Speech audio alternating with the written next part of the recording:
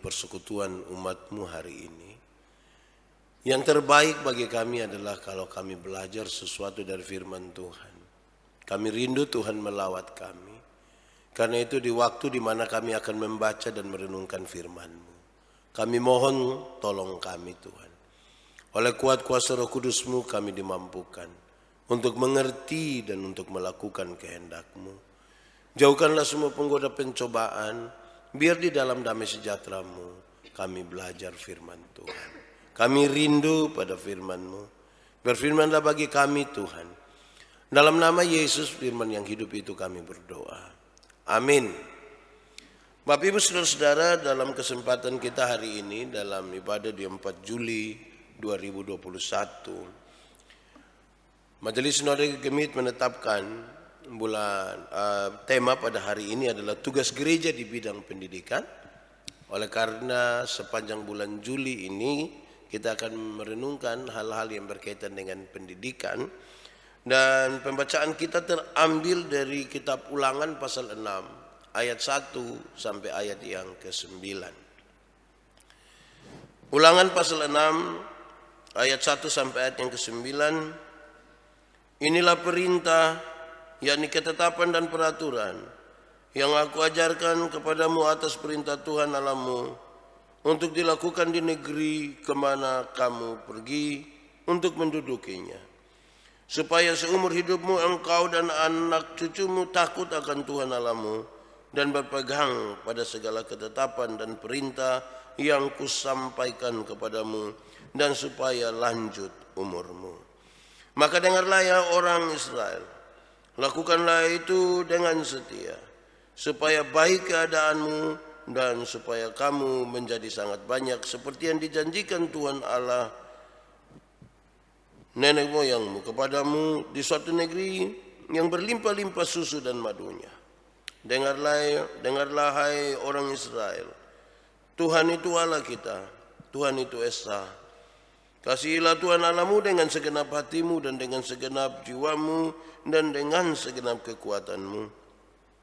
Apa yang kuperintahkan kepadamu pada hari ini haruslah engkau perhatikan. Haruslah engkau mengajarkannya berulang-ulang kepada anak-anakmu dan membicarakannya apabila engkau duduk di rumahmu, apabila engkau sedang dalam perjalanan, apabila engkau berbaring, dan apabila engkau bangun.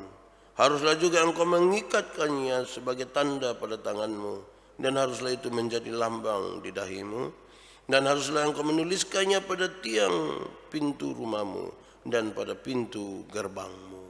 Demikian firman Tuhan. Berbahagia setiap orang yang mendengar firman, memelihara dan melakukan dalam hidup setiap hari. Haleluya. Haleluya. Haleluya.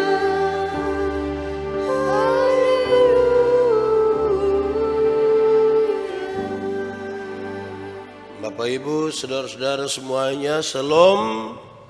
Selamat pagi buat kita semua juga yang ada di rumah. Shalom semuanya.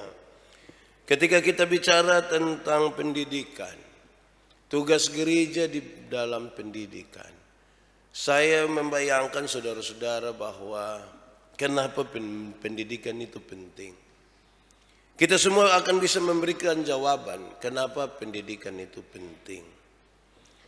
Pendidikan itu penting sebab pendidikan itu bisa merubah orang. Pendidikan itu bisa memberi wawasan. Pendidikan itu bisa memberi ilmu. Pendidikan itu bisa membuat orang berkembang, bertumbuh, dan seterusnya. Tetapi saudara-saudara, pendidikan macam apa yang penting? Apakah pendidikan-pendidikan yang membawa orang untuk memahami segala sesuatu dengan baik saja itu telah cukup? Saya kira kita sepakat bahwa tidak. Ada hal yang lebih lagi dari itu, yaitu bagaimana orang tetap takut akan Tuhan. Bagaimana orang yang pintar itu takut akan Tuhan. Bagaimana orang yang berpendidikan itu takut akan Tuhan. Bagaimana orang dididik begitu rupa supaya kemudian sekaligus takut akan Tuhan. Kenapa? dalam banyak kejadian terjadi bahwa semakin orang berpendidikan, banyak yang merasionalkan segala sesuatu dan tidak takut Tuhan. Ukuran-ukurannya adalah ukuran-ukuran yang rasional dan kemudian mungkin saja akan mengabaikan Tuhan di dalam hidupnya. Baik, saudara-saudara yang dikasihi dalam Tuhan Yesus, kita membaca Ulangan pasal 6. Ini menarik sekali saudara-saudara, karena Ulangan pasal 6 itu biasanya disebut dengan Sema Israel. Dengarkanlah hai Israel. Ini dipandang sebagai sebuah pengakuan. Dan ini pengakuan percaya mereka kepada Tuhan. Ini mesti dilakukan. Ini adalah pengakuan iman orang Israel, suatu panggilan untuk umat Israel untuk mendengar firman Tuhan. Jadi ini mesti diajarkan terus-menerus menurut pembacaan ini. Dengarkanlah firman Tuhan. Mereka orang-orang Israel melafalkan sema ini 3 kali dalam sehari. Satu hari mereka menghafal 3 kali. Isinya menegaskan bahwa Tuhan Allah secara total berbeda dengan yang lain. Tuhan menyatakan dirinya kepada umat Israel dan ia dapat dipercaya sebab ia tidak berubah. Dia tidak berubah, dia berbeda. Melalui sema, umat Israel diajarkan untuk memilih persekutuan yang intim dengan Tuhan sebagai yang paling utama. Persekutuan dengan Tuhan itu yang paling utama.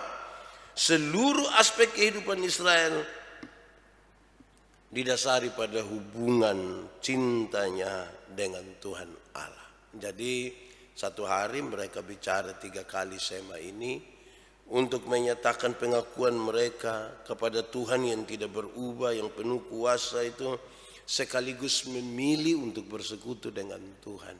Itu pilihan yang paling utama. Tidak boleh ada pilihan lain yang lebih tinggi dari pilihan untuk bersekutu dengan Tuhan Allah. Supaya jelas ketika diperhadapkan pada pilihan-pilihan, harusnya ditegaskan ini yang punya hubungan dengan hubungan dengan Tuhan Allah itu yang mana? Karena itu pilihan yang paling utama. Saya membayangkan saudara-saudara kalau satu hari sema itu diucapkan 3 kali, ini sekaligus merupakan sebuah upaya indoktrinasi. Bicara terus tentang satu hal, bicara terus, apalagi satu hari 3 kali seumur hidup. Saya kira nanti kita hafal betul-betul. Nah, kita membaca bagian ini, firman untuk dilakukan secara praktis dan nyata dalam kehidupan sehari-hari itu menjadi penting sekali. Ajarkanlah supaya kita semua, anak-anak, orang tua, atau siapapun yang percaya kepada Tuhan itu melakukan firman Tuhan secara praktis setiap hari. Dalam hidup yang nyata, dalam tindakan, di dalam semua hal yang dilakukan.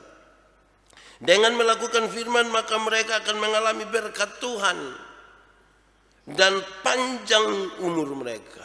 Mereka akan mengalami berkat, umur panjang dan seterusnya. Saya coba ikuti satu-satu. Di ayat pertama bicara tentang nyatakanlah. Ini perintah supaya kamu lakukan tiap hari, kamu akan diberkati. Ayat yang ketiga bilang, nanti kamu akan bertambah banyak.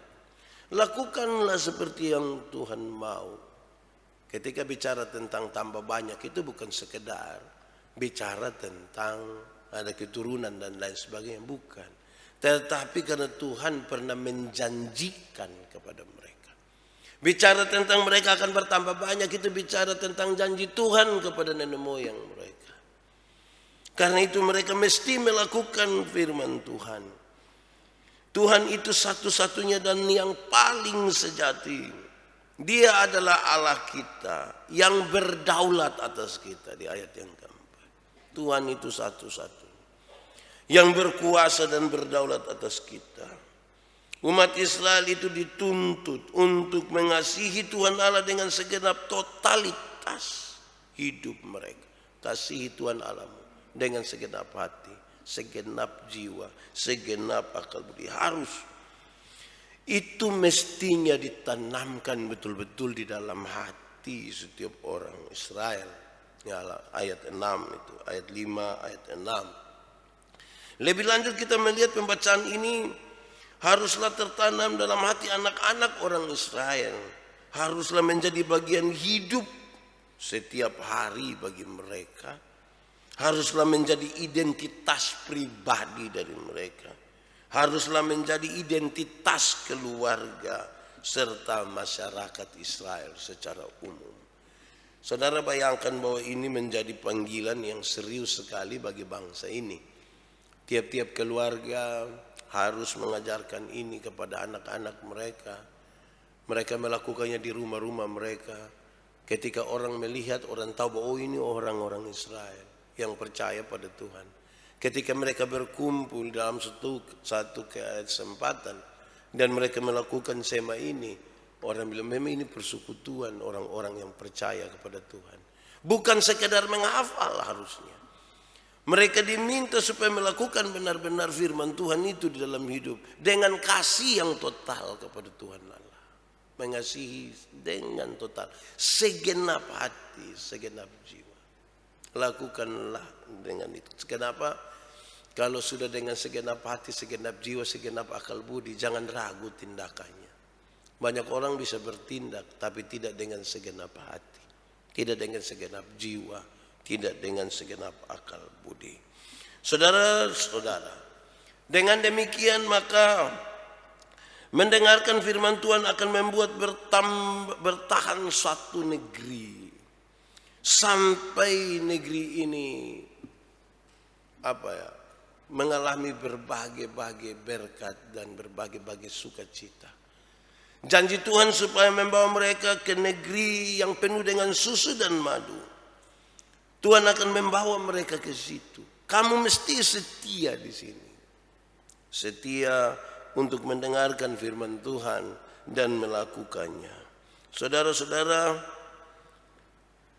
panggilan untuk mendengar firman Tuhan itu menjadi sebuah jembatan. Saya mencatat di sini menjadi sebuah jembatan antara kasih dan sekaligus ketaatan. Kalau kita mengasihi Tuhan, kalau kita sekaligus katanya taat kepada Tuhan, maka melakukan firman Tuhan itu adalah jembatannya. Saudara dan saya tidak bisa mengatakan saya mengasihi Tuhan, saya taat, tetapi saya tidak melakukan kehendak Tuhan. Tidak. Panggilan ini adalah panggilan yang menjembatani antara kasih dengan ketaatan kita. Saudara-saudara, kalau jembatan itu putus, sesungguhnya relasi yang intim dengan Tuhan pun itu menjadi putus. Firman Tuhan yang diajarkan akan menjadi pedoman untuk mengendalikan diri di setiap tubuh kita. Firman Tuhan yang diajarkan terus-menerus itu dimaksudkan untuk menjadi pedoman, untuk mengendalikan kita. Apa yang ada pada diri kita. Kalau di tiap-tiap hari ditaruh di dalam pikiran, perkataan kita, dalam pikiran, perkataan, perbuatan kita, kita tertolong saudara-saudara untuk bisa mengendalikan diri. Jadi saudara-saudara, kalau orang-orang tidak bisa mengendalikan diri itu berarti firman tidak berkuasa di dalam. Orang-orang yang tidak bisa mengendalikan dirinya terhadap apapun, terhadap amarah, terhadap apapun yang bisa membuat kita lelah malah dengan hal-hal itu pertanda bahwa Tuhan firman-Nya tidak kita kasih kesempatan untuk mengendalikan kita. Saudara-saudara, tema kita hari ini adalah tugas gereja di bidang pendidikan. Saya kira ini makin serius bagi kita. Kenapa? Karena kalau kita lihat di tengah-tengah pandemi COVID ini sekolah secara formal itu kan saya kira mengalami masalah yang serius. Kita orang tua ini juga pusing. Kalau anak-anak sudah agak besar itu agak baik sedikit. Kalau anak kecil kan dia orang tua yang betul-betul harus dukung, harus dampingi. Walaupun kita tarik turun dari tanpa tidur itu susah. Yang agak besar itu kan dompu otak mulai mengerti. Kadang-kadang don tipu-tipu sedikit. Don bisa tipu guru juga. Karena ini virtual, ini satu di sini satu. Kadang-kadang mungkin don bisa taruh dompung apa foto seolah-olah. Apalagi kalau pakai alasan, maaf bu, di sini signal agak terganggu. Memang rumit juga. Jadi yang anak-anak didampingi, tarik dari tempat tidur susah, yang sudah mengerti, dong pakai dompu otak itu. Otak agak kotor sedikit untuk tipu-tipu ini. Tapi sebentar dong ranking 1. Saya bayangkan ini ranking 1 dari mana ini? Ya kalau syukur kalau itu proses betul-betul terjadi. Saya kira itu tantangan kita. Tapi sekaligus itu menjadi bagian bagi kita saudara-saudara bahwa ternyata ketika oleh karena pandemik itu kita belajar. Anak-anak kita belajar dari rumah, sekolah dari rumah. Ternyata sudah bukan soal kepintaran saja. Tapi sudah juga kepada soal nilai. Dan nilai itu mesti nilai yang positif. Nilai yang sejalan dengan yang Tuhan mau. Bagi yang anak-anak kecil, lebih kita mengaku dosa. Banyak orang tua dia yang kerja di pu anak dong pun tugas. Karena ajarin anak ini kalau terlalu lama, kalau mama harus buat apa terlalu lama, sudah isi sudah. Itu anak dong tidak cakar lagi. Mama yang tulis, anak yang salin. Jadi guru lihat bilang, pintar sekali ini anak rajin. Itu anak tidak tahu, dia hanya kopi itu. Dia pun mama dan dia pun bapak pun tulisan. Kalau tidak, kalau bapak mama agak sibuk berarti perintah dia pun kakak dong. Kalau tidak sasaran ada di guru les.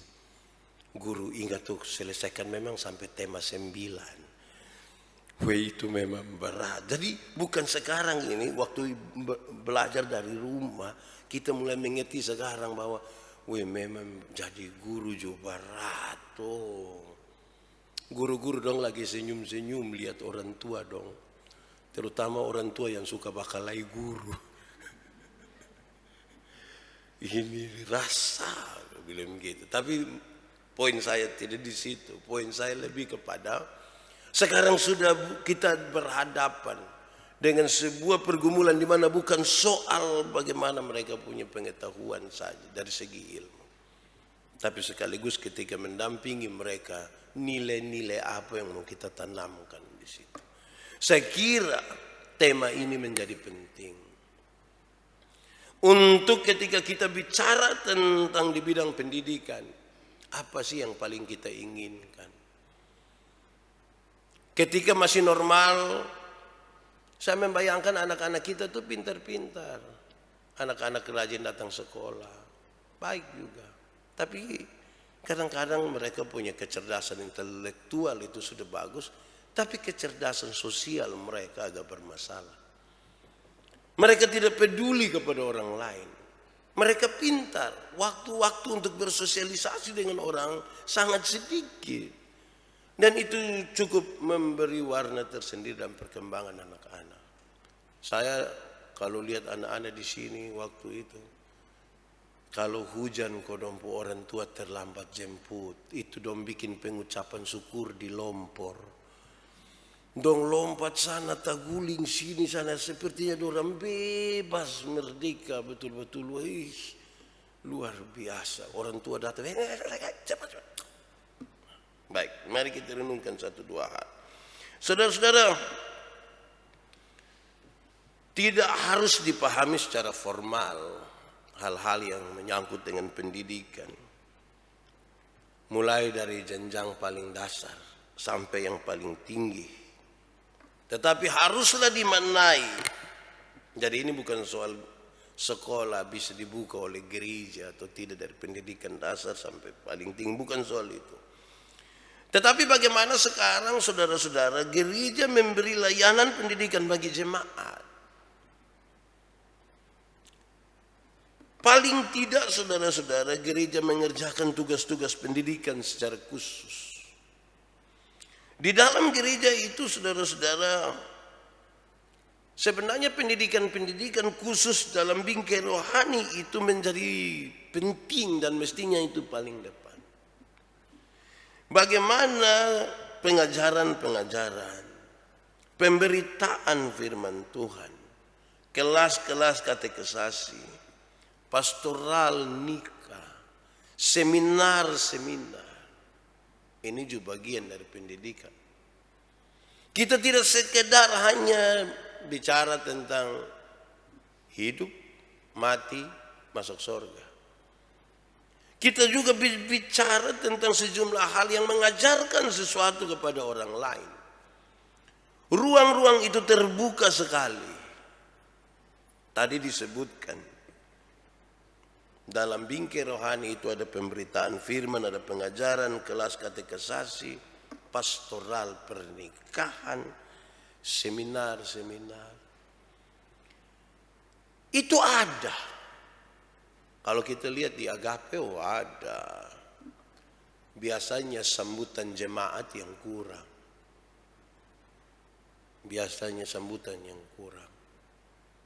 Kalau kita bilang, ingat nanti dari misi dan apa itu akan mengadakan seminar kesehatan, ya 20 orang ikut,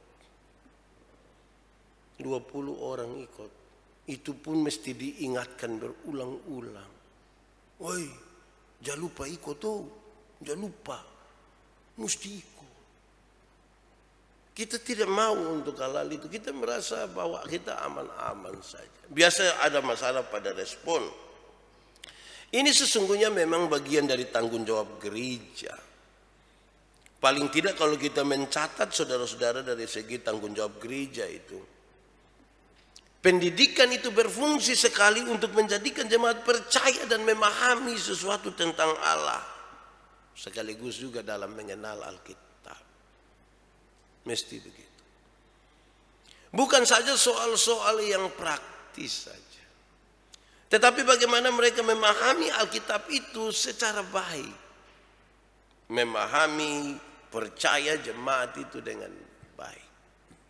Percaya kepada Tuhan Allah. Kenapa hal ini penting saudara-saudara? Karena kita kasih contoh saja. Kalau kita mulai dari pertanyaan. Berapa banyak jemaat yang baca kas habis Alkitab?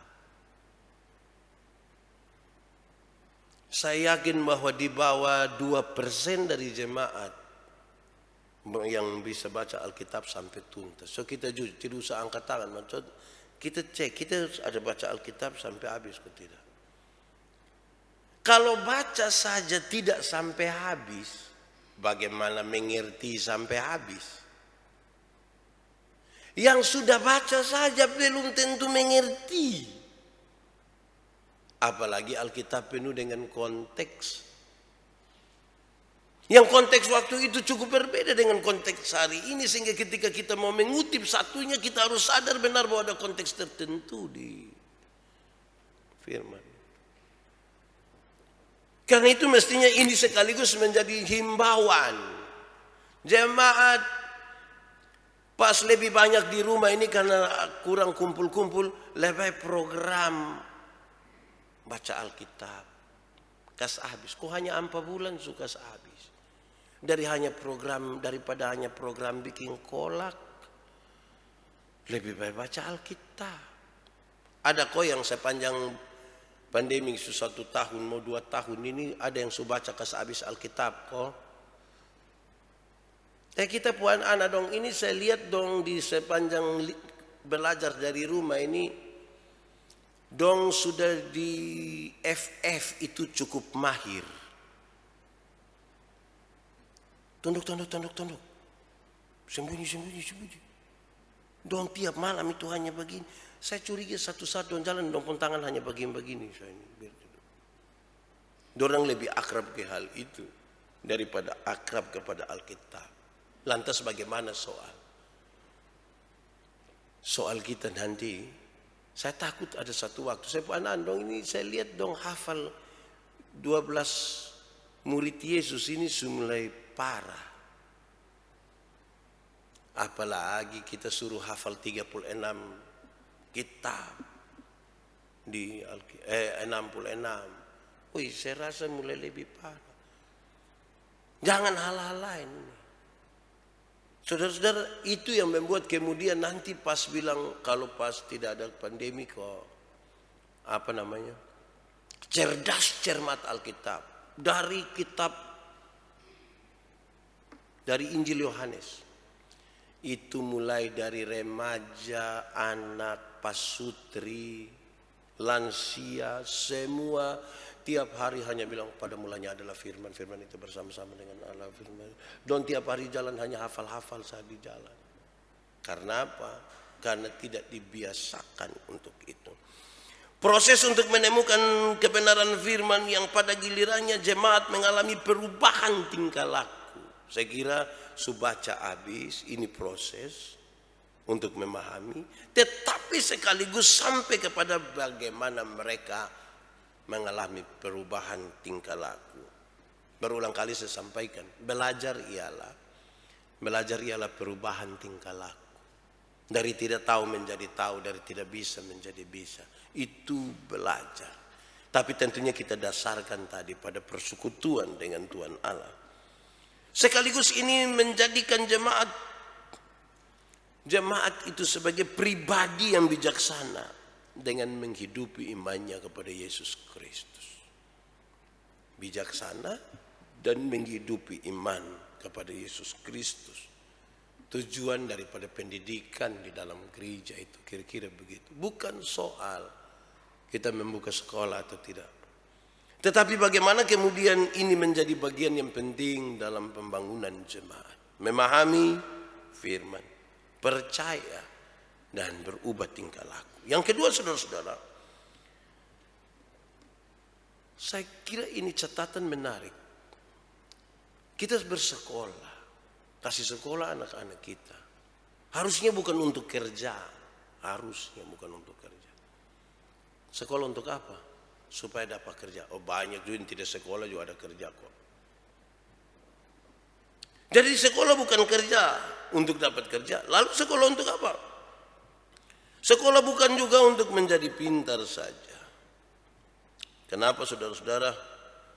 Pendidikan itu, sekolah itu sesungguhnya dimaksudkan untuk membangun sebuah kehidupan yang berkualitas. Membangun sebuah kehidupan yang berkualitas. Ada orang sekolah tinggi, dapat kerja bagus, tapi kualitas kehidupannya rendah. Saya ulangi, sekolah tinggi, dapat kerja bagus, kualitas hidupnya rendah. Jadi buanglah jauh-jauh pikiran seolah-olah kita sekolah hanya semata-mata untuk kerja. Kita bersekolah supaya, tadi di paling awal saya sampaikan, kenapa pendidikan itu penting?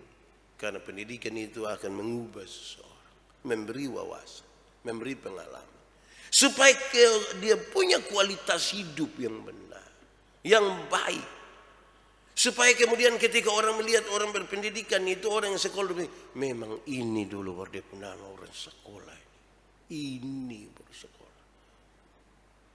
Jangan justru sebaliknya di situ. Saya coba lihat, saya ingin kutip satu ayat. Coba kita buka di Amsal pasal 19 ayat 2. Amsal pasal 19 ayat 2, saudara-saudara. Saya ingin baca untuk kita. Oh, sudah ada. Kita boleh baca sama-sama 1, 2, 3. Tanpa pengetahuan, kerajinan pun tidak baik. Orang yang tergesa-gesa akan salah langkah. Kita butuh kualitas hidup. Rajin, tekun, belajar tetap pada jalan yang benar. Itu kualitasnya ada di situ. Supaya ketika melakukan sesuatu, kita melakukan dengan tanda-tanda. Oh, ini orang-orang sekolah, orang-orang yang berpendidikan tuh kira-kira begitu. Ketiga, saudara-saudara, gereja sebagai institusi, juga sekaligus gereja sebagai tubuh Kristus. Bertanggung jawab untuk membangun pendidikan yang takut akan Tuhan dan punya karakter Kristus. Takut Tuhan dan berkarakter Kristus. Gereja sangat bertanggung jawab untuk itu. Tetapi sadar saudara-saudara bahwa perjumpaan kita ini kan singkat sekali. Apalagi tambah pandemi ini. 1 minggu kita ketemu 1 kali. Bagaimana kemudian ini didoktrinasi dengan baik? Saya kira kita tidak lagi akan bicara tentang gereja sebagai institusi. Itu kalau disuruh ke sekolah. Kita akan melihat gereja itu sebagai pribadi demi pribadi. Gereja bukan gedungnya, gereja orang-orangnya, termasuk orang-orang tua. Kita semua yang akan menanamkan pendidikan yang takut akan Tuhan sekaligus punya karakter Kristus dalam hidup kita. Supaya orang melihat anak-anak kita, orang melihat kita dan memuliakan Tuhan Allah. Dalam sebuah catatan yang serius tentang hal ini, saya menyampaikan kepada kita mesti membangun sebuah kesetaraan. Memiliki hak yang sama dan kewajiban juga dan kewajiban yang sama. Hak, kewajiban semua sama.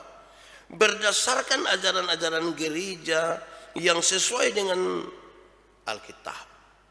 Saya kira itu penting. Yang sesuai dengan Alkitab. Nah, sesuai dengan Alkitab ini juga kita butuh masuk sedikit lebih dalam. Kadang-kadang, hai istri-istri, hormatilah suamimu karena dia adalah kepala. Banyak suami yang bilang, kamu tidak tahu, Alkitab kan bilang saya kepala. Nah, ini nih yang tidak didasarkan pada Alkitab. Karena yang dimaksud dengan firman, hai istri, hormatlah kepada suami karena dia kepala. Ada 2 catatan. Pertama itu bersifat administratif, karena di dalam satu kelompok keluarga mesti ada yang memimpin. Tetapi yang kedua, itu merujuk kepada Kristus sebagai kepala. Kristus yang sebagai kepala itu menunjukkan kasih dan tanggung jawab. Bukan dia hanya kepala. Kau kerja parenta. Ambil remote dulu. Di mana? Di sini. Jarak 1/2 meter. Terus anak tidak ada dulu, tidak tahu saya kepala. Wah, itu memang tidak sesuai dengan firman Tuhan. Karena yang dimaksud dengan kepala itu merujuk kepada Kristus sebagai kepala gereja. Penghormatan kepada manusia itu menjadi penting dan mengakui kelebihan dari orang lain. Itu juga mesti diajarkan. Gereja mesti kasih tahu, orang-orang tua mesti kasih tahu orang. Hargailah orang tua, dong punya kelebihan, pengalaman, umur, lain sebagainya. Karena kita puan anak dong ini tambah hari ini kan saya lihat kadang-kadang duduk di orang tua juga dong kas naik kaki, makan sambil omong. Dong tidak peduli lagi dengan banyak orang tua. Gereja dan orang-orang tua mesti kasih tahu. Kita mestinya menjadi agen-agen atas penghargaan kepada kemanusiaan. Supaya dalam perjumpaan satu dengan lain itu kita saling menghormati. Itu tanda di mana Tuhan ada bersama-sama dan di dalam kita. Yang terakhir, saudara-saudara, mestinya dalam pendidikan yang diintervensi oleh gereja, baik dalam pengajaran, baik dalam sekolah-sekolah formal, orang-orang mesti dibangun optimisme mereka. Mereka harus diberi semangat, diberi rasa percaya diri. Jangan diberi roh ketakutan. Mereka mesti semakin yakin. Mereka mesti bisa berdiri di sini. Saya punya seorang sahabat pendeta yang saya kira dia pun pernyataan ini tidak biasa sekali, termasuk di kalangan kami para pendeta. Ada satu waktu kami beribadah, dalam sebuah acara, terus ada makan setelah ibadah. Yang MC dengan semangat sekali bilang, baik kita akan makan, dan karena itu kami minta Pak Pendeta Bobby untuk berdoa. Pak Bobby Menge. Beliau tidak mau. Beliau dengan jawaban yang ringan saja. Dia bilang begini, saya pun tugas itu mengajar. Mengajar orang untuk berdoa. Lalu kalau sesuatu ajar habis baru sekarang pas berdoa suruh saya lagi. Bagaimana dengan yang diajar dong? Jadi nanti tunjuk yang diajar dong. Saya rasa di pemikiran agak lain. Saya juga mau coba begitu. Duduk-duduk pas mau makan sampai sudah tuan rumah doa. Weh, itu saya rasa banyak yang bakalai kita. Ais bapak don duduk kok makan sah. Tapi saya kira itu juga baik. Mereka harus diberi percaya diri. Banyak orang berdoa itu tidak percaya diri. Mereka tidak percaya diri. Wih, berdoa ke mana? Berdoa baru ada pendeta dong lain. Aduh. Oke Pak, saya berdoa tapi saya dalam hati saya. Supaya kan doa itu relasi pribadi dengan Tuhan. Jadi tidak boleh ada yang tahu. Baik juga, tapi mestinya dalam konteks ini. Memberi percaya diri, memberi semangat, bukan roh ketakutan, mestinya begitu. Mengajar berarti ada yang coba. Saya dengan sejumlah tim untuk pelayanan sekarang, ketika khotbah habis, ada altar call, mereka tahu bahwa ada yang menangis, ada segala macam. Saya kasih tahu orang, kamu dekati ketika dia ada reaksi tentang itu. Nanti sebentar bicara dengan dia, kemudian minta didoakan. Minta untuk mendoakan mereka kalau dia mau, dan seterusnya. Ini saya sampaikan kemudian ketika habis ibadah saya mondor jauh. Saya lihat orang. Kalau saya jalan dekat dong sengaja agak diam. Dong sengaja bilang, coba mama omong. Karena kalau kita pergi dekat, nanti dong omong dong rasa kekurang yakin. Tapi ketika dibiarkan sendiri, don coba untuk laksanakan. Wah, baik juga. Berikanlah percaya diri. Yesus percaya Tuhan, Ais itu percaya diri.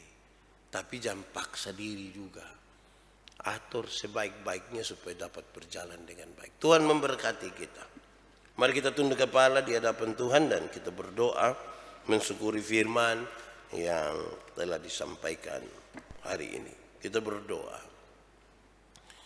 Ya Tuhan Allah, kami mengucap syukur kepadamu untuk firman hari ini, supaya kami mendasarkan segala sesuatu dalam percaya kepada Tuhan, membangun kehidupan kami dengan melakukan kehendak firman. Biar itu menjadi bagian kami tiap-tiap hari dalam apapun yang kami kerjakan, dan biarlah kami beroleh kualitas hidup dan kualitas iman, supaya di mana kami ada, nama Tuhan dipermuliakan. Terpujilah nama Tuhan. Di dalam nama Yesus kami berdoa. Amin.